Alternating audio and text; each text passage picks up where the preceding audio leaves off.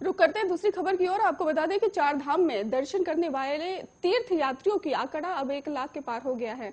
बद्रीनाथ, केदारनाथ, गंगोत्री और यमुनोत्री धाम में प्रतिदिन यात्रियों की संख्या की शर्त हटने के बाद ही चार धाम यात्रा रफ्तार पकड़ रही है। और उत्तराखंड देवस्थानम प्रबंधन बोर्ड के मुताबिक ये भी कहा जा रहा है कि चारों धामों में 7,876 यात्रियों ने दर्शन किए हैं, जिसमें बद्रीनाथ धाम में सबसे ज्यादा 2,418 यात्रियों ने दर्शन किए हैं। अब तक चारों धामों में 1,03,860 तीर्थ यात्री दर्शन कर चुके हैं। और केदारनाथ में प्रतिदिन दर्शन करने वाले लोगों की संख्या लगातार बढ़ती जा रही है। वहीं केदारनाथ, आपको बता दें, केदारपुरी बाबा के जयकारों से गूंज रही है और साथ ही सायकालीन आरती में भी काफी संख्या में श्रद्धालु शामिल हो रहे हैं।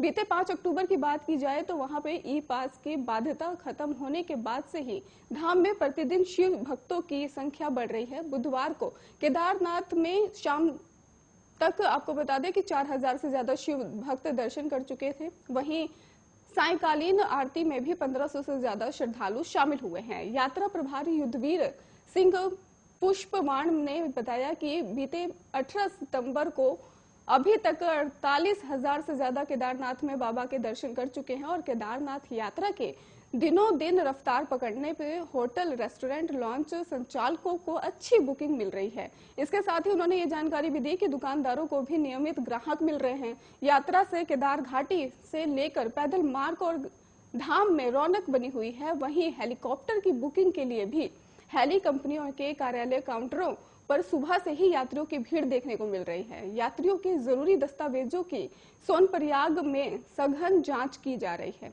इतना ही नहीं, यात्रियों के पंजीकरण के साथ ही कोरोना वैक्सीनेशन की भी रिपोर्ट और आधार कार्ड मांगा जा रहा है। उधर हाईकोर्ट के आदेश के बाद चार धाम यात्रा के लिए देश के कई राज्यों से बड़ी संख्या में श्रद्धालु उत्तराखंड पहुंच रहे हैं।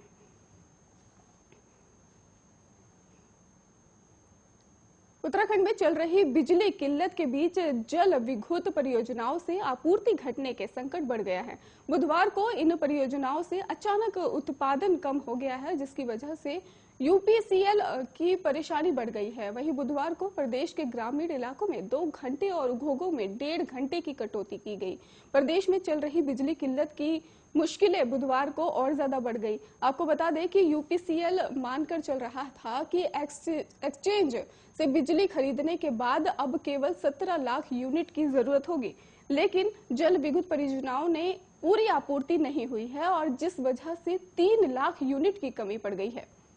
इतना ही नहीं, आपको इसके आगे भी ये भी बता दें कि यूपीसीएल ने बुधवार को सुबह ग्रामीण इलाकों में 1.5 घंटे और उद्योगों में 1.5 घंटे तक कटौती की और अचानक आपूर्ति कम होने के बाद से ही यूपीसीएल ने शाम को ग्रामीण इलाकों में आधा घंटा की कटौती की है। और बृहस्पतिवार के लिए उन्होंने यूपीसीएल इंतजाम करने में जुटा हुआ है। 2 मिलियन यूनिट की अगर बात की जाए तो बिजली एक्सचेंज से 7 रुपए 38 पैसे प्रति यूनिट की दर से खरीद ली है।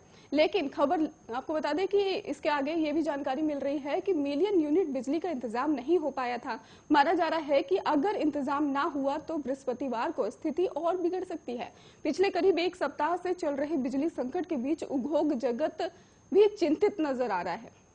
इतना ही नहीं, आपको ये भी बता दें कि ये भी कहा जा रहा है, जानकारी ये भी सामने आ रही है कि जो बिजली संकट है वो देखने को मिल रहा है। इतना ही नहीं, आपको बता दें कि केंद्र और राज्य सरकार ने सुनिश्चित कर लिया है कि बिजली की कोई दिक्कत नहीं है, लेकिन फिर भी राज्य सरकार के साथ उद्योग भी ऐसी किसी भी परिस्थिति से निपटने के लिए रणनीति तैयार कर रहे हैं।